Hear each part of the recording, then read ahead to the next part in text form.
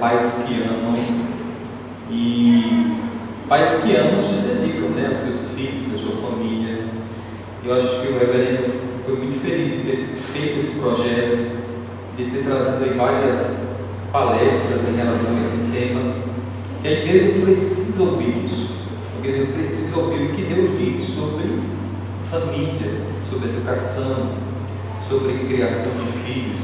Então é um tema que eu particularmente tenho procurado conhecer um pouco mais à luz da palavra de Deus. Mas eu quero começar, irmãos, eu não vou fazer uma exposição de um texto apenas.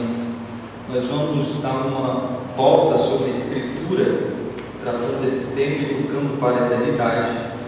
É um tema muito amplo e eu tive que selecionar aqui alguns pontos, porque imagine, educando para a eternidade não tem começo nem fim, então a gente já vê que o tema é um pouco extenso, mas eu destaquei aqui alguns pontos que eu acho que é importante a gente tratar nessa noite, tá? Vamos abrir a palavra do Senhor, irmãos, na carta, na epístola do apóstolo Paulo aos Efésios, capítulo 6, e nós vamos ler dos versos 1 a 4.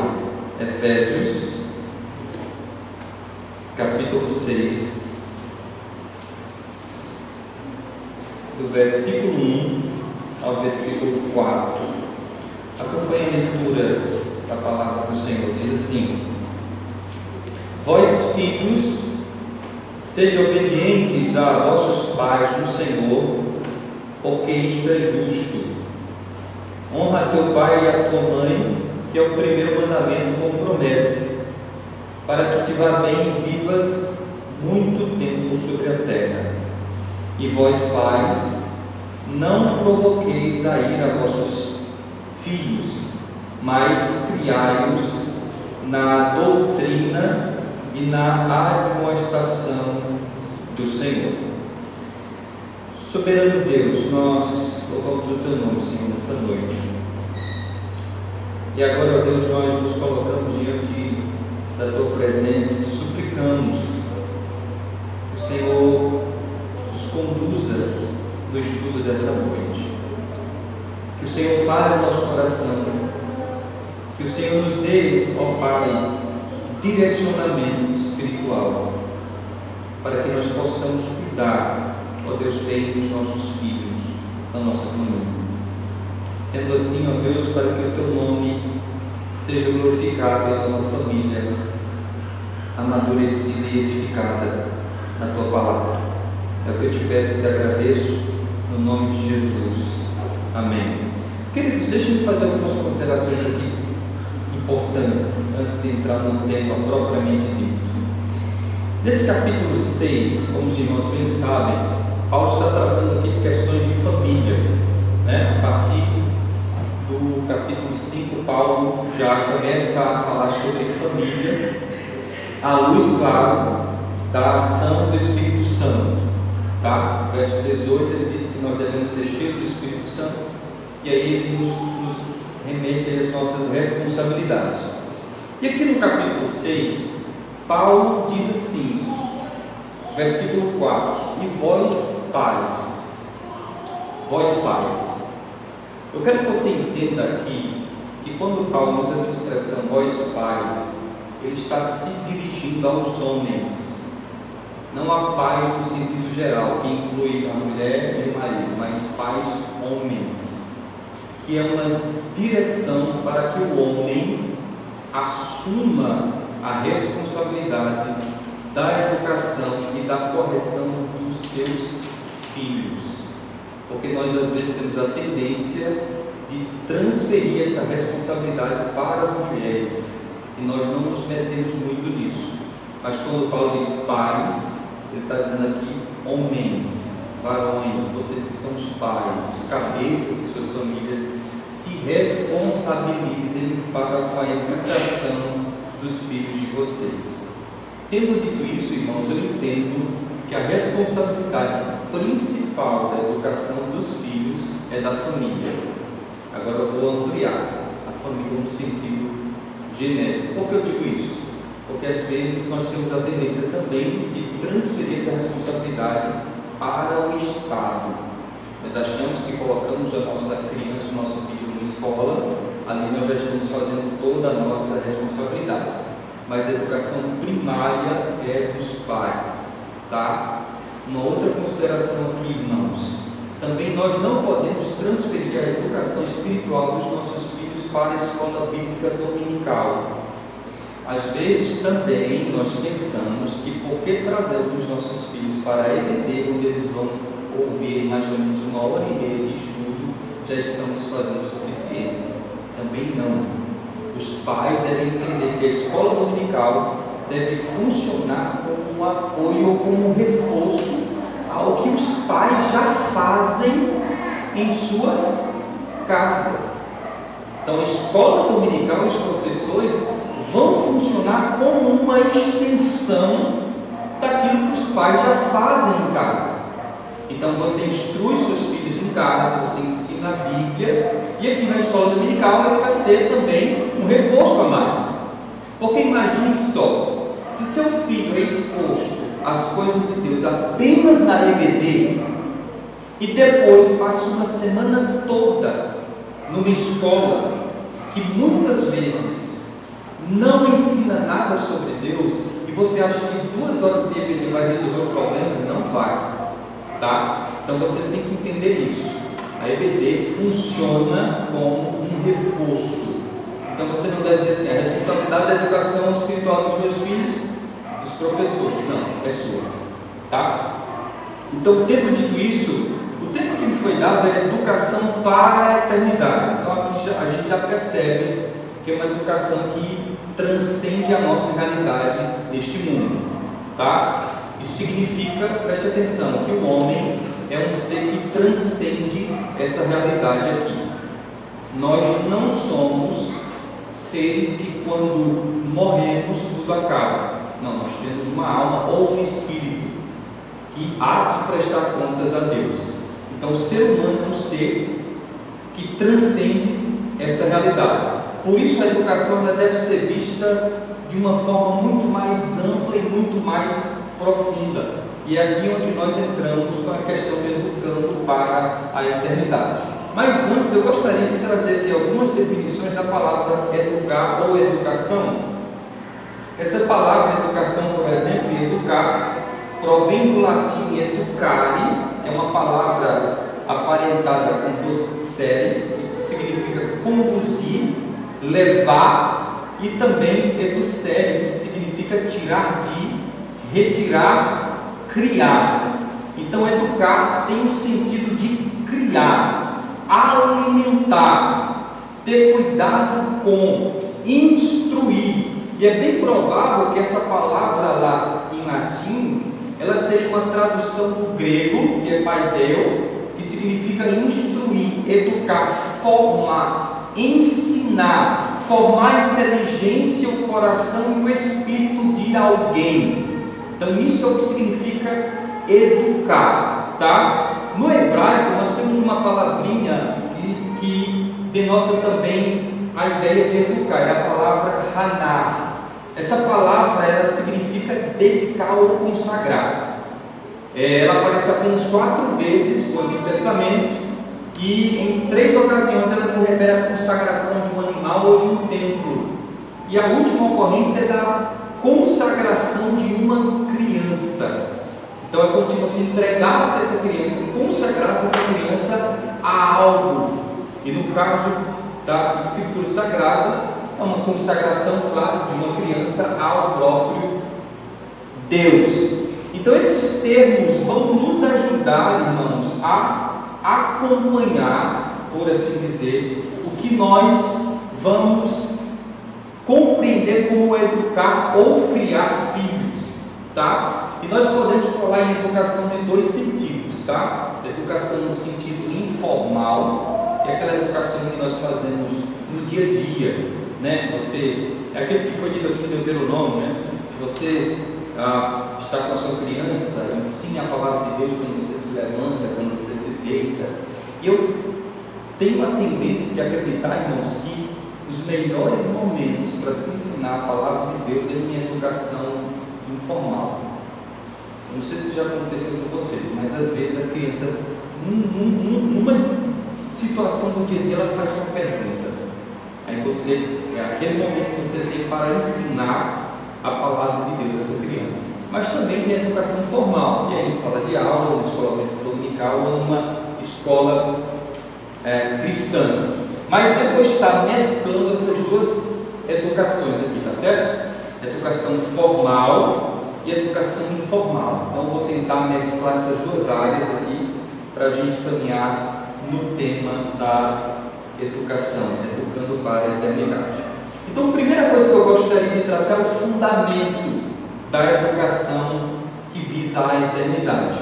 E o fundamento da educação que visa a eternidade é a Escritura Sagrada.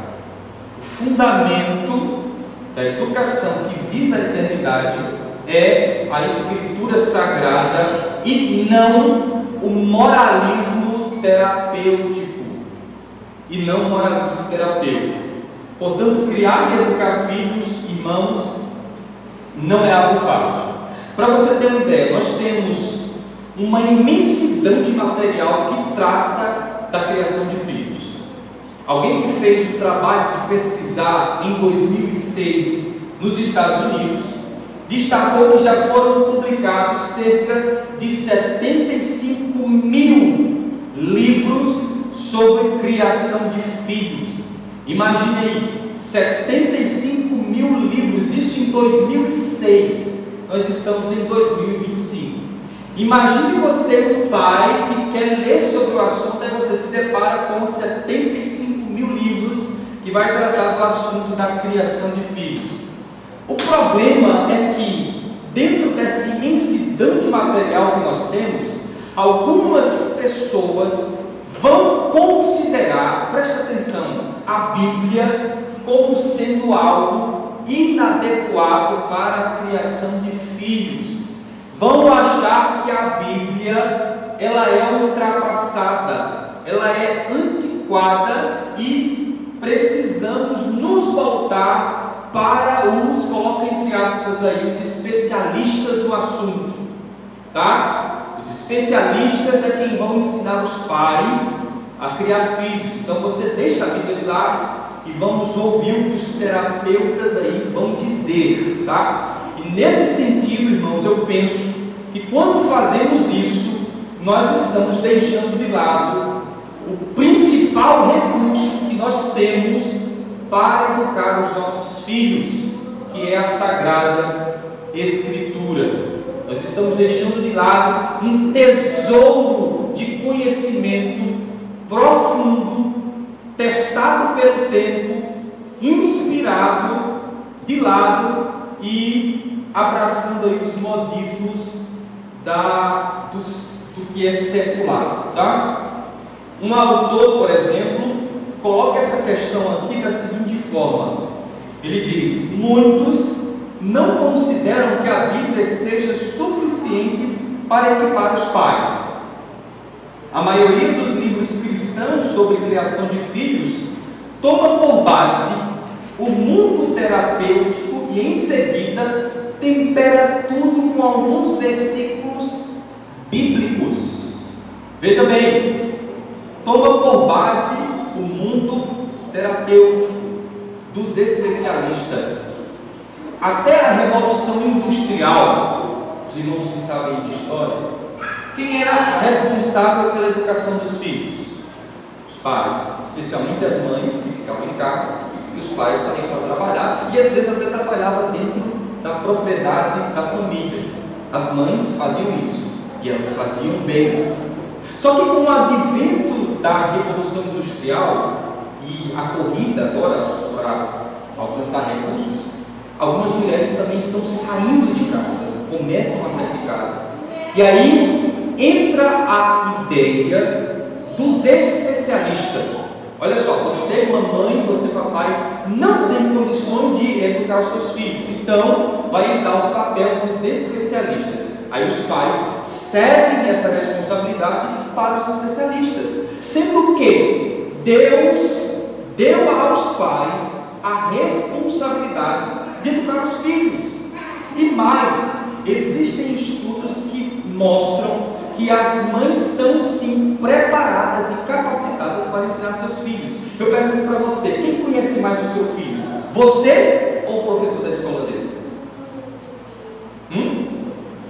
Você. Você não sabe quais são os pecados dos seus filhos? Você não sabe quais são as tendências que ele tem? Você não conhece os modismos que ele desenvolve, os maus hábitos? Você não sabe quando é preguiça, quando é manha, quando é dureza de coração? Você não conhece isso? Você não sabe quando ele não está desenvolvendo? Então por que os especialistas dizem que vocês não são preparados para isso? Vocês são. Nós somos preparados para isso. E nós temos, irmãos, diante de nós um instrumento sensacional para criar os nossos filhos: a palavra de Deus. E a palavra de Deus, ela é suficiente. Portanto, não deixe de lado a Bíblia na educação dos seus filhos, tá? Mas um adendo aqui: nós temos que saber usar a Bíblia. A Bíblia não é uma enciclopédia com assuntos subdivididos em tópicos. A Bíblia não é isso. Você tem que usar a Bíblia como ela é e usá-la de acordo com o propósito que Deus estabeleceu. Então, a Bíblia não é uma enciclopédia. E aí, nesse sentido, nós devemos usar a Bíblia de forma bíblica. Até parece uma redundância, né? Usar a Bíblia de forma bíblica. Por quê? Porque às vezes nós usamos a Bíblia de forma não bíblica. E aí deixe o Dr. Paul Tripp não é o Ted Tripp, tá? O Ted Tripp, acho que os irmãos conhecem bem, é aquele que escreveu Pastoreando o Coração da Criança e Instruindo o Coração da Criança. Esse aqui é o Paul Tripp. Ele também trabalha na área de aconselhamento e ele trabalha na área de casais muito bem, tá? E aí no livro ele escreveu algo se referindo a casamento, a relacionamento, mas eu mudei e coloquei a criação de filhos no lugar, tá? Mas quando ele escreve isso aqui, ele escreve se referindo a casamento, mas aqui eu coloquei entre parênteses aí a criação de filhos. Ele argumenta o seguinte, nessa questão de usar a Bíblia de forma bíblica. Ele diz assim: mas a Bíblia não é uma enciclopédia, é uma história. É a grande história da redenção, de sua origem ao seu destino. Na verdade, é mais do que uma história. É uma história com anotações teológicas, com as notas de rodapé de Deus. Isso significa que não podemos entender o que a Bíblia tem a dizer sobre a criação de filhos. Ele coloca aqui sobre relacionamentos, sobre casamento, sobre a criação de filhos, levando em consideração apenas os trechos sobre criação de filhos, porque há muitas informações bíblicas sobre criação de filhos que não está contida nos trechos sobre criação de filhos.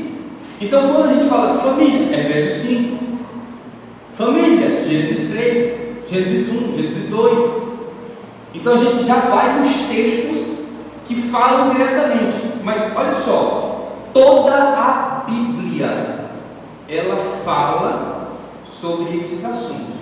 Na verdade, a Bíblia deve ser aplicada à família, porque a Bíblia é um livro que não trata de famílias apenas quando está tratando de famílias. Então nós temos que usar a Bíblia com a visão mais ampla. E por que devemos usar a Bíblia, pastor, na educação dos nossos filhos? O apóstolo Paulo responde isso. Abra sua Bíblia lá em 2 Timóteo, capítulo 3, e veja comigo os versos 14 a 17. Eu disse que a gente ia dar uma volta na Bíblia, tá? Então, fica com a Bíblia aí do teu lado. Olha o que diz 2 Timóteo 3, 14 a 17.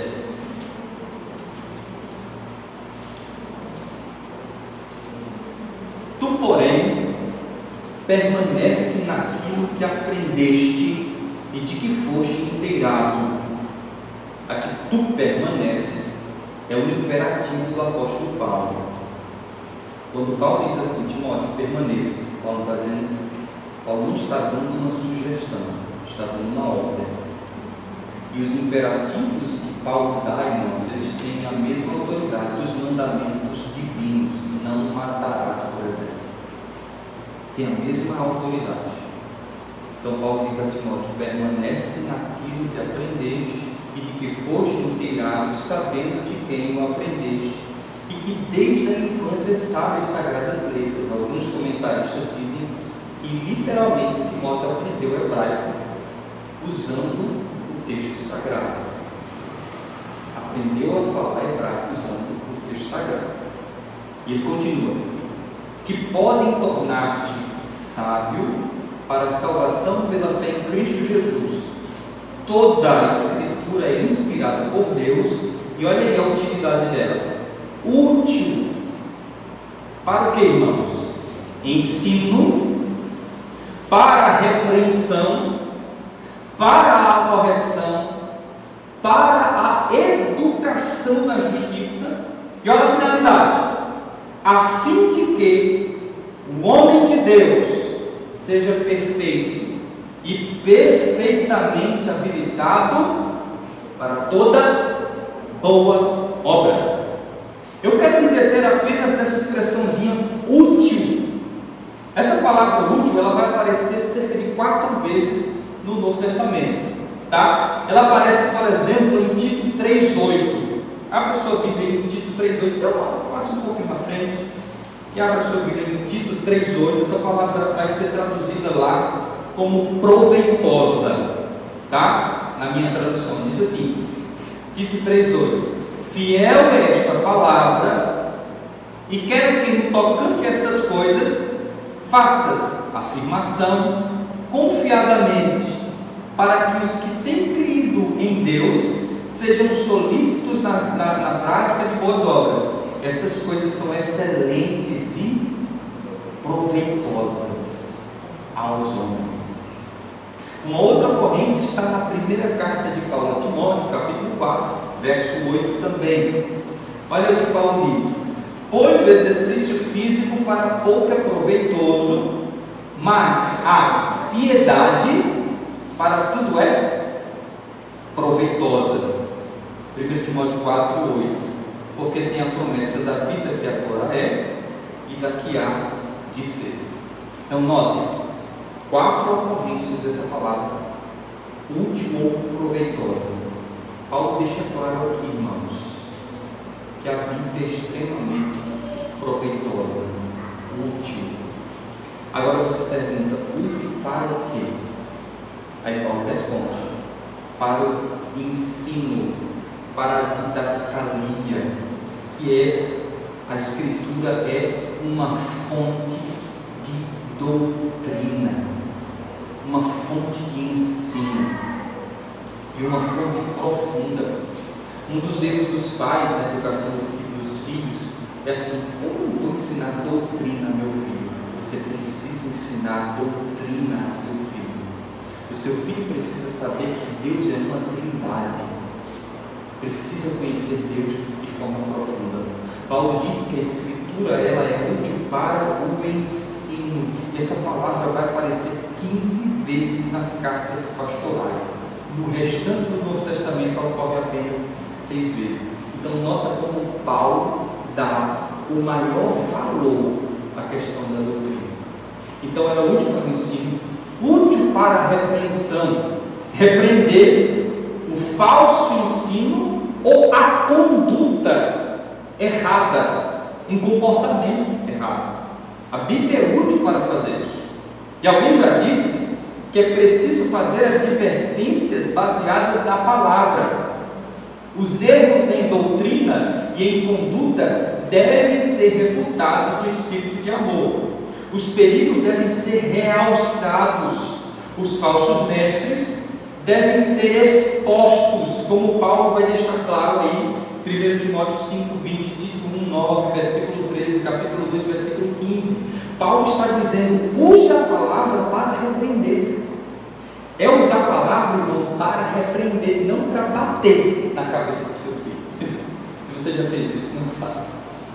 Eu lembro de uma mãe que literalmente bateu com a Bíblia na cabeça do filho. Tenha cuidado com isso. É repreender com a palavra, não bater com a palavra. Tá? Então Paulo diz aqui, é útil para o ensino, para a repreensão, para a correção, que vai enfatizar aqui o aspecto negativo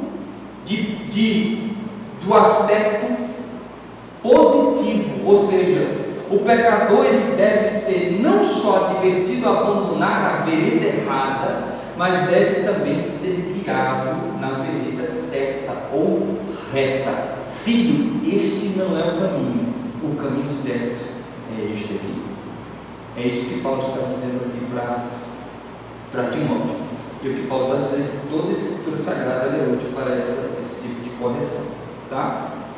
E também para a educação na justiça. A palavra que aparece aqui é paideia, que é a mesma palavra que vai aparecer em Efésios capítulo 6, versículo 4. Vós pais aproveitei vossos filhos, mas criai-o na paideia do Senhor e na demonstração do Senhor. Educação aqui que vai dar a ideia de que os pais devem também usar na educação a disciplina corretiva e também uma disciplina instrutiva. Eu vou mostrar a diferença desses dois conceitos aqui, tá? Então, tendo dito isso, notem, irmãos, a importância do Evangelho ser pregado ou ensinado aos filhos da aliança, tá? Eu costumo lembrar lá na igreja, quando o pai traz o filho para ser batizado, olha, o batismo dela não é um passaporte direto para o céu. Eu costumo lembrar os pais, você faz uma promessa de instruir essa criança no caminho que ela deve andar. Então você batiza o seu filho, mas você deve ser o pai que o acompanha, instrui, ensina, ora com ele e ora por ele. Por isso o Evangelho precisa ser ensinado aos filhos da aliança. Não é porque somos presbiterianos que os nossos filhos não precisam ouvir o Evangelho, eles precisam. Talvez um dos pastores que tem uma teologia reformada muito robusta seja o Dr. Joel Pick, um grande especialista aí na teologia dos puritanos. Ele num livretinho disse uma frase que me chamou a atenção. Ele disse o seguinte: filhos criados na igreja necessitam ouvir o Evangelho nos mínimos detalhes, tanto quanto os adultos necessitam. Eles igualmente precisam nascer de novo e serem evangelizados. Os nossos filhos precisam ser evangelizados, tá? Você precisa ensinar o Evangelho para ele. Não acho que ele vai se criar sozinho, por osmose, ele vai conhecer a Deus, não. Ele tem que se ensinar. Ele precisa do Evangelho tanto quanto os adultos. E uma das razões de lá na nossa igreja as crianças permanecerem no culto é porque elas também devem ser expostas ao Evangelho. O pastor não só expõe o Evangelho, as crianças também estão sendo expostas ao Evangelho, à palavra de Deus. E isso vai surtindo, pelo poder do Espírito Santo, o efeito que Deus pretende para com a sua palavra. Então, se a Bíblia é importante, irmãos, permitam, nós temos responsabilidade de conhecer a Bíblia. Nós temos essa responsabilidade. Se queremos instruir os nossos filhos na palavra de Deus, nós, pais, devemos ter um conhecimento considerável da Bíblia Sagrada. E aí, eu queria fazer algumas perguntas, permitam-me fazer algumas perguntas aqui em relação a esse ponto. A primeira pergunta é: o que você mesmo conhece da Bíblia? Você conhece a Bíblia bem?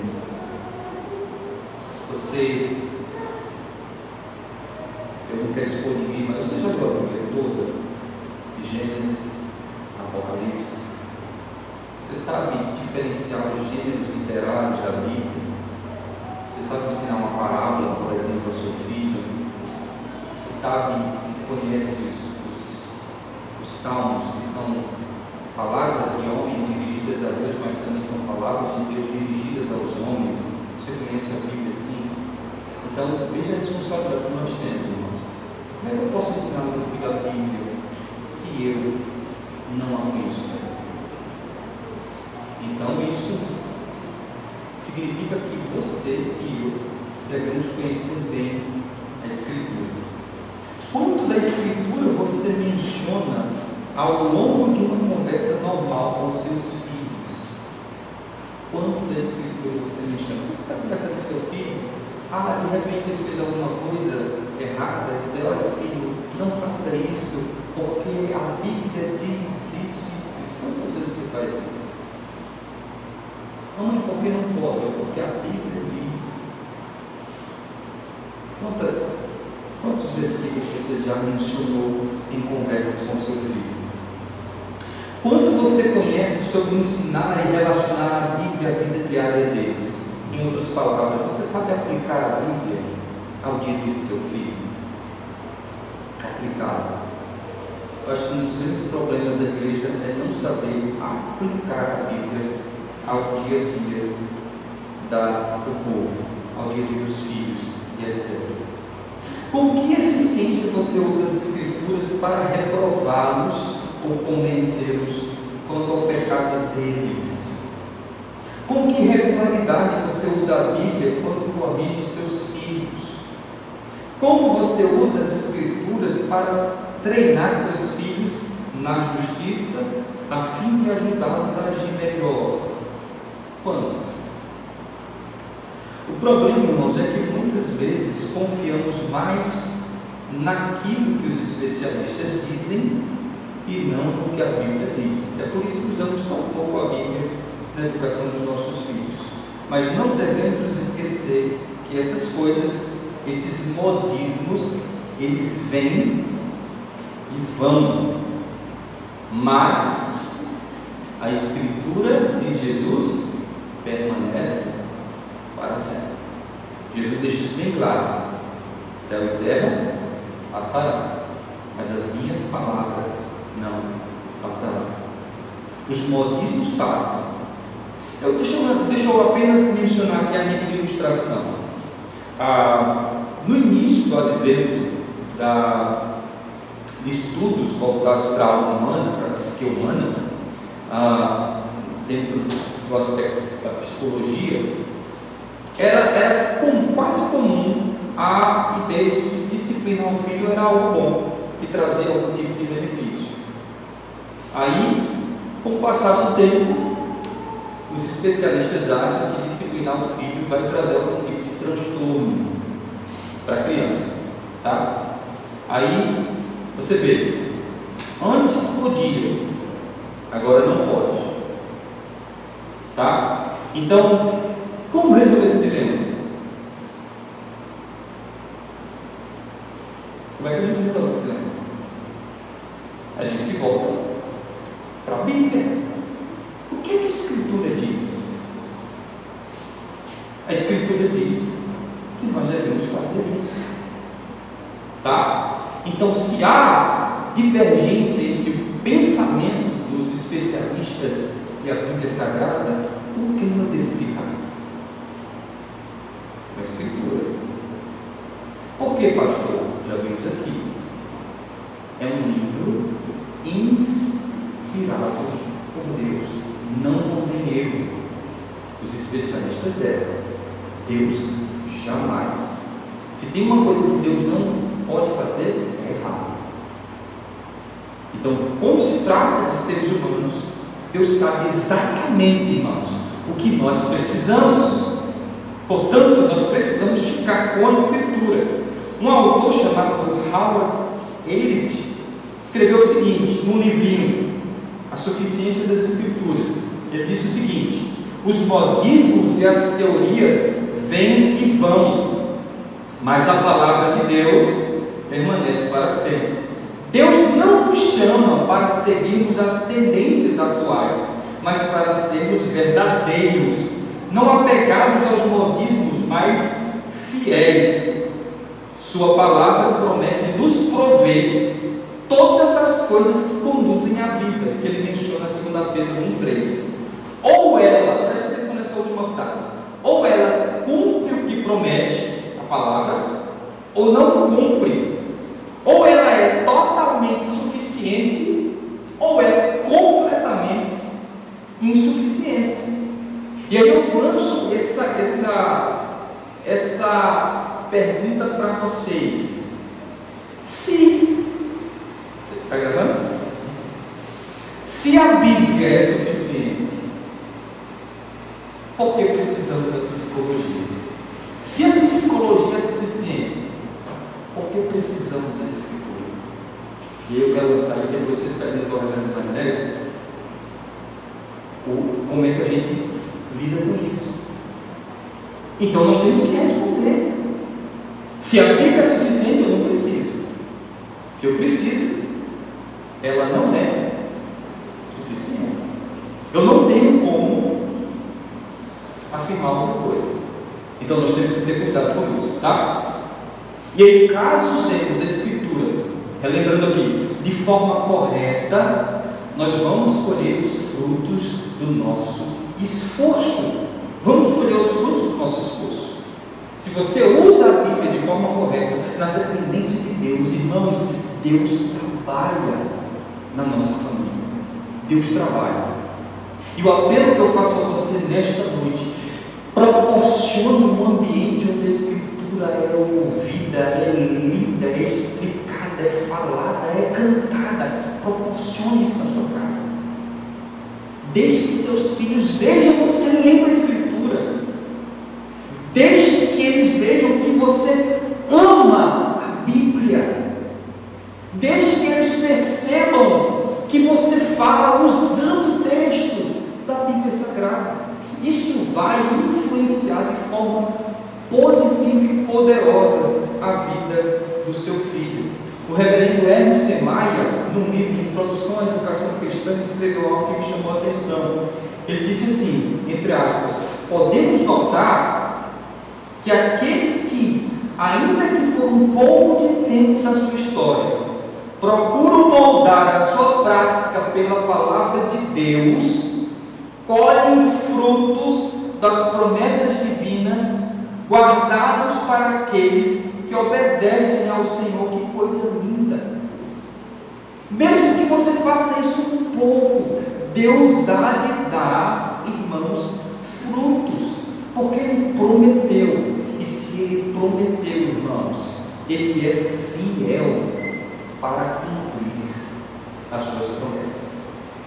Portanto, o fundamento da educação que visa a eternidade é o que, irmãos? A Escritura. Pastor, não posso usar outras coisas? Pode.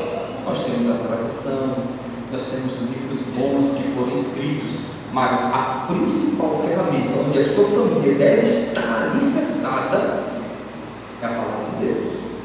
E por meio dela, olha como a Bíblia funciona. Ela vai te dar óculos para que você possa ler outros livros. E aí você vai jogar fora o que não presta, porque você está usando o óculos da Escritura. Que coisa linda! Você conhece a Bíblia e ela te capacita a você ler livros, por exemplo, de autores não cristãos. Mas você está com uma cosmovisão formada pela Escritura.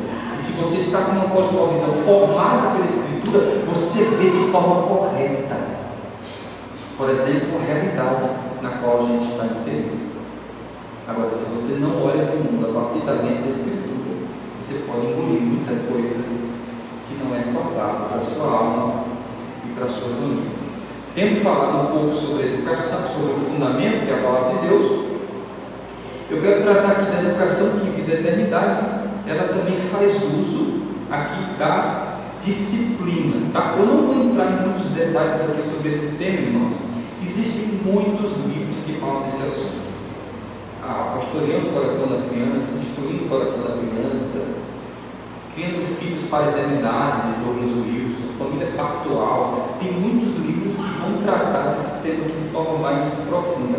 Mas eu quero apenas traçar alguns, posso dizer assim, postulados ou pressupostos para que você possa implementar isso aqui na sua casa, tá? Primeiro, proporcione um ambiente de amor. Proporcione um ambiente de amor. eu posso constatar, irmãos, como pai, que nada é mais prejudicial para a disciplina bíblica do que um ambiente sem amor, sem afeto. Isso prejudica demais a disciplina bíblica. Sabe? Às vezes os nossos filhos não são contra a disciplina em si, mas contra o modo como ela tem sido aplicada. Porque às vezes ela tem sido aplicada sem um contexto de amor.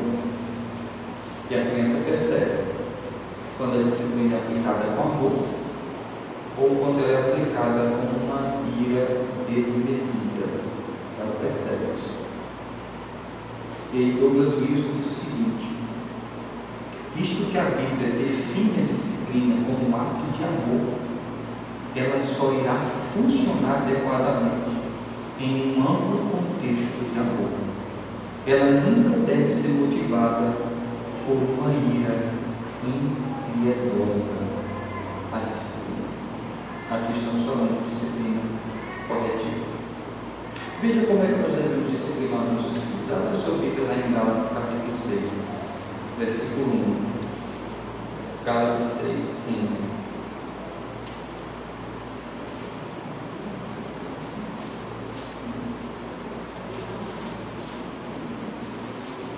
Paulo diz assim: irmãos, se alguém for surpreendido em alguma falta, vós que sois espirituais,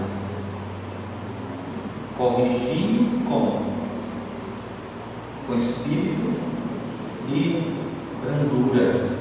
Ele diz mais: e guarda-te para que não sejas também tentado. O princípio aqui, irmãos, é que devemos corrigir uns aos outros dentro do contexto da igreja. Mas nós podemos aplicar esse texto aqui ao contexto, ao âmbito familiar. E o que significa? Significa que se nós, pais, pretendemos corrigir nossos filhos, nós devemos estar qualificados para fazer tal coisa. E ser qualificado aqui, irmãos, é ser espiritual. Vós que sois espirituais. E devemos fazer com espírito de brandura. Porque às vezes nós corrigimos os outros de forma tão branda, mas quando é nosso filho, a gente só falta, né? Às vezes a gente é tão brando com os outros, mas dentro de casa a gente não. Paulo está dizendo assim: seja brando, então, discipline com brandura, tá? Esse é um princípio que Paulo estabelece aqui em Gálatas.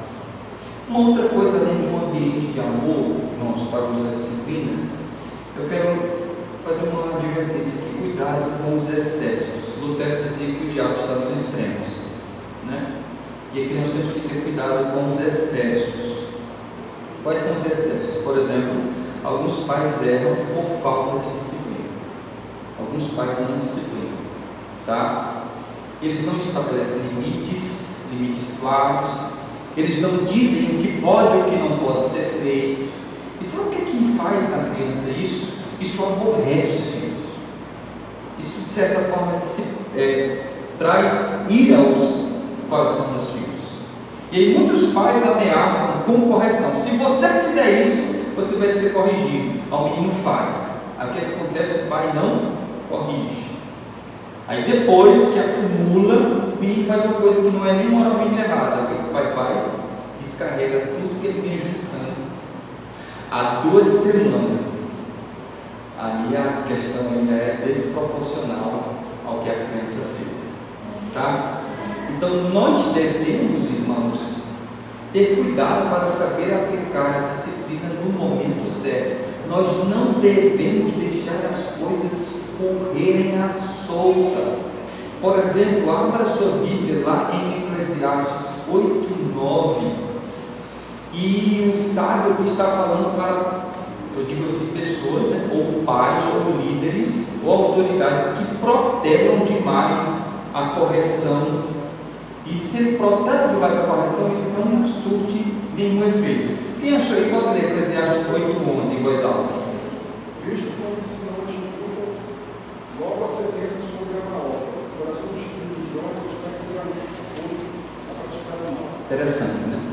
Se você demora a corrigir, isso gera uma disposição da pessoa fazer o mal. Ó, eu fiz isso aqui e não aconteceu nada, então eu vou continuar. Não é aquela ideia, fiz, não aconteceu nada. Salomão diz isso.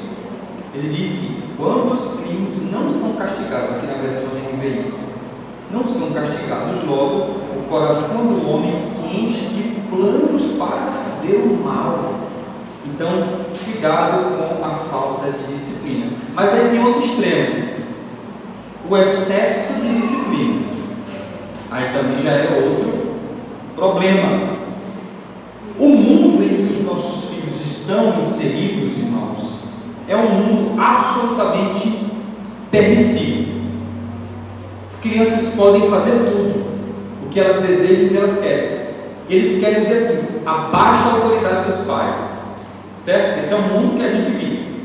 Mas na verdade eu acho que é uma esquizofrenia, sabe? Eu penso que a sociedade é um pouco esquizofrênica. Por quê? Porque na medida em que a sociedade encoraja os casais a não terem filhos, quando nós temos filhos, os filhos se tornam o centro do universo. Você já percebeu isso? Se tornam o centro de tudo. E aí eles podem fazer o que eles querem. Só que quando um pai reage a essa permissividade, e devemos reagir, às vezes nós exageramos. E aí nós temos que ter cuidado para não exagerar na disciplina e nem nas regras. Porque o que é que acontece? Acontece que às vezes tudo, absolutamente tudo que o filho faz de errado, ele é disciplinado. Tudo. Pastor, mas como eu sei a hora que eu devo corrigir de forma mais rígida? Olha só, faça o seguinte: coloque os 10 mandamentos. Você tem parâmetro. Mentiu, quebrou que mandamento? Não terás falso testemunho, qual mandamento? O 9º mandamento. Mentiu, o que é que acontece? Correção. Tá? Derrubou, na hora do almoço estava brincando ali, derrubou o suco, vai disciplinar? Não. Isso é uma fraqueza humana. Uma criança que sabe brincar, está brincando e de repente derrubou. Então, se você tem um parâmetro dos 10 mandamentos, você vai saber mais de que forma você deve disciplinar o seu filho, tá? Então, nós temos que ter cuidado com o excesso de disciplina e com o excesso de regras. Às vezes, os pais estabelecem tantas regras que nem eles sabem quantas regras têm.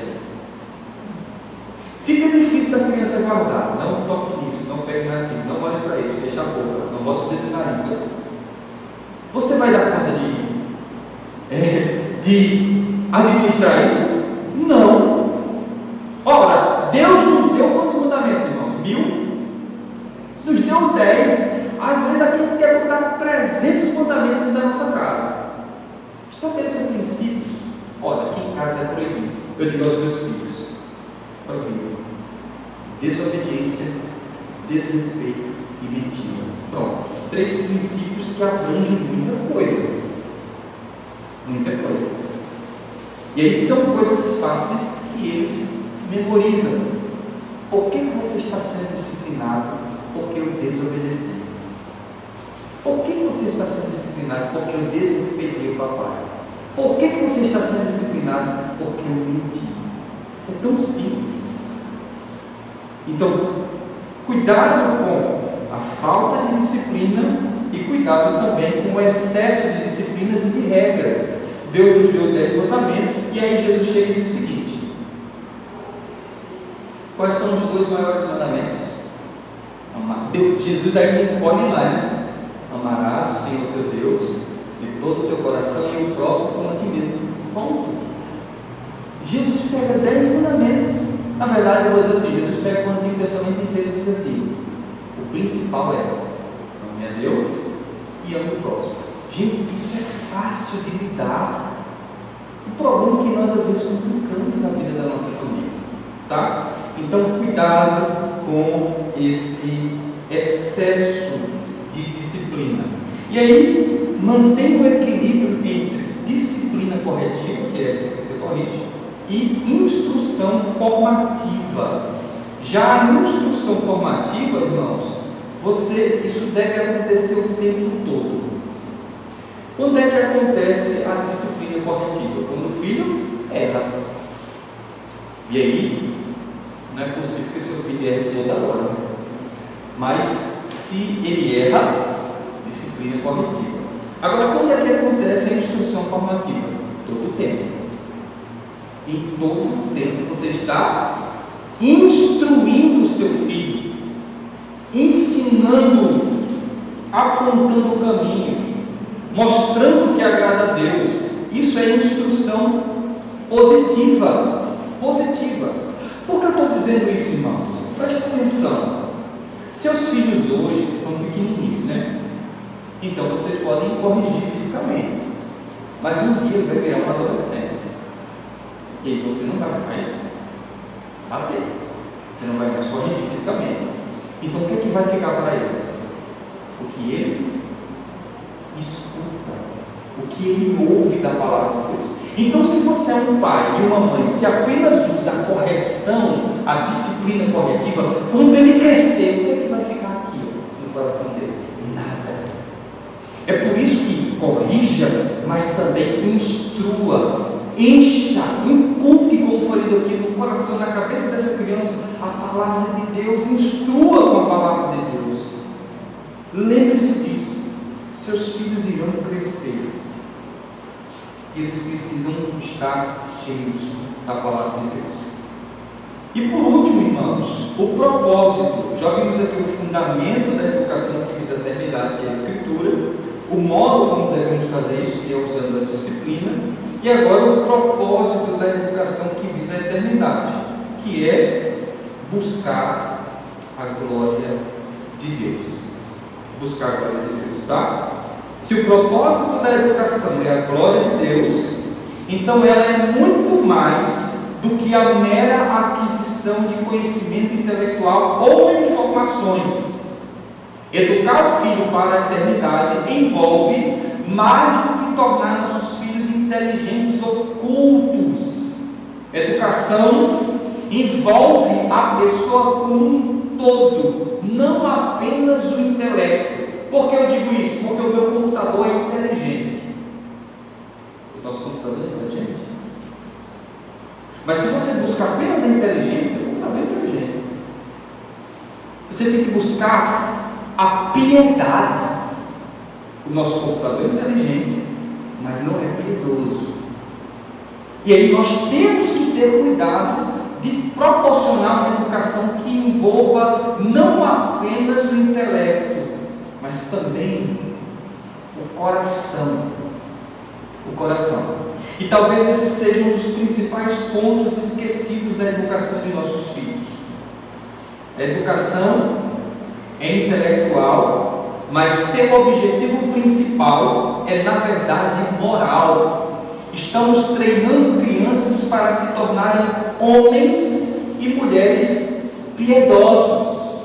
Um autor que escreve sobre educação, chamado Kevin Clark, ele diz: a piedade esperava que os desejos, crenças e hábitos dos jovens aprendizes fossem modelados ao longo dos anos no processo de incorporá-los. Era mais do que simplesmente conhecimento intelectual. A piedade, diz ele, exigia uma devoção fiel manifestada na ação. Portanto, a educação que visa a eternidade é uma educação que busca a glória de Deus. Todos nós aqui conhecemos a pergunta do Catecismo Maior, a primeira pergunta, que responde o seguinte: o fim principal do homem é glorificar a Deus e gozá-lo para sempre. Todos nós sabemos isso.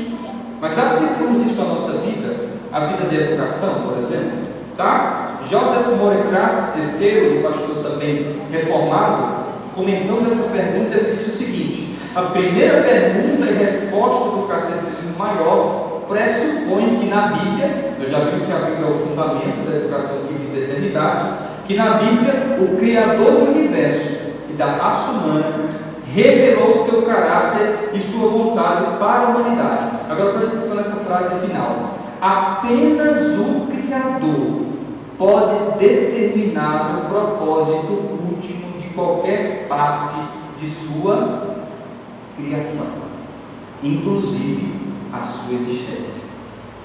É Deus que diz qual é o propósito da sua vida. E o propósito, conforme nossos símbolos de fé, é a glória de Deus. É a glória de Deus. Ou seja, a razão última de nossa existência e de tudo que fazemos neste mundo é a glória de Deus. É a glória de Deus. Paulo escreveu aos Coríntios, 1 Coríntios 10, 31. Portanto, quer comais, quer bebais, ou façais outra coisa qualquer, fazei tudo para a glória de Deus. Em Romanos 11, 36, o mesmo apóstolo escreveu: porque dele, e por meio dele, e para ele são todas as coisas. A ele, pois, glória eternamente. Amém. Assim sendo, a educação reformada deve visar a glória de Deus. É isso que nós devemos fazer quando ensinamos os nossos filhos. Mas uma vez citando o reverendo Ernest Mayer, ele disse: a educação, portanto, visava preparar o homem para melhor servir a Deus na sociedade, a fim de que Deus fosse glorificado. Então veja, buscar a glória de Deus não significa que seu filho não vai contribuir para a sociedade. Ele vai contribuir. E vai contribuir de uma forma muito mais profunda. Porque se assim existe uma coisa que me chamou a atenção, e sempre eu lembro disso quando eu trato de questão da eternidade. Se assim diz que aqueles que fizeram mais por este mundo foram aqueles que tinham os olhos da eternidade. E pode notar isso. Homens tementes a Deus, aqueles que olhavam para a eternidade, foram os que mais fizeram para este mundo. Então você educa seus filhos para melhor servir a Deus na sociedade, a fim de que Deus seja glorificado. John Milton, em 1644, escreveu o seguinte: o objetivo da aprendizagem é corrigir a ruína de nossos primeiros pais. Quem? Adão e Eva. Recuperando conhecer a Deus corretamente e, a partir deste conhecimento, amá-lo, imitá-lo e ser como Ele, do modo mais aproximado possível, tornando nossas almas possuidoras de verdadeira virtude, que, unida à graça celestial da fé, constrói a mais alta perfeição. Que coisa linda, parecer mais com Deus. Se alguém disser assim: pai, qual o propósito que você tem? Qual o objetivo que você tem na educação do seu filho? Responda assim: eu quero que meu filho se pareça mais com Jesus. É isso que você deve responder. Esse é o propósito máximo. Parecer mais com Jesus Cristo. Volte os seus olhos, por exemplo, para 1 Colossenses, capítulo 1, verso 28. Veja o que Paulo diz aí, irmãos.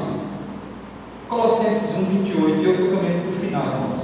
1, 28, diz assim: o qual nós anunciamos, advertindo a todo homem e ensinando a todo homem em toda a sabedoria. Olha aí a cláusula de propósito, a fim de que apresentemos todo homem perfeito em Cristo. Esse é o objetivo da pregação de Paulo. Esse deve ser o objetivo da instrução dos seus filhos. Eles se pareçam mais com Cristo. Com Cristo. Paulo também disse uma coisa parecida em Efésios 4, versos 13 a 15. Vou ler para você. Até que todos cheguemos à unidade da fé e ao pleno conhecimento do Filho de Deus, a perfeita varonilidade, à medida da estatura da plenitude de Cristo, para que não mais sejamos como meninos agitados de um lado para o outro e levados ao redor por todo o vento de doutrina, pela artimanha dos homens, pela astúcia com que induzem ao erro, mas seguindo a verdade em amor, cresçamos em tudo naquele que é a cabeça, Cristo. Esse é o objetivo da educação que visa a eternidade. E dentro dessa educação nós transmitimos valores, princípios. Nós ensinamos princípios que permanecem. Nós não estamos ensinando os nossos filhos a apenas passarem no concurso. Nós ensinamos princípios, valores profundos da palavra de Deus. E quando fazemos isso, eles vão saber que a razão da vida deles, o propósito da vida deles, não é ganhar dinheiro apenas, é a glória de Deus.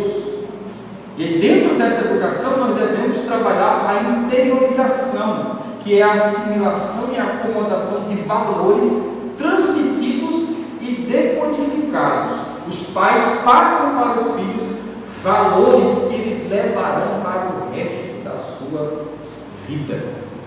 Estes valores passam a fazer parte do nosso patrimônio e do patrimônio também dos nossos filhos. E o que visamos nessa educação, o que visa a eternidade? Transformação tanto do nosso filho como da sociedade em que ele está inserido. Então é isso que nós objetivamos na educação dos nossos filhos. Então, recapitulando aqui, irmãos, qual é o fundamento da educação que visa a eternidade? A Escritura. Qual o meio que você vai fazer para alcançar essa educação? Disciplina. E qual o propósito último da educação que visa a eternidade? A glória de Deus. Amém, queridos? Deus abençoe a todos. Gostaria de ter perguntas.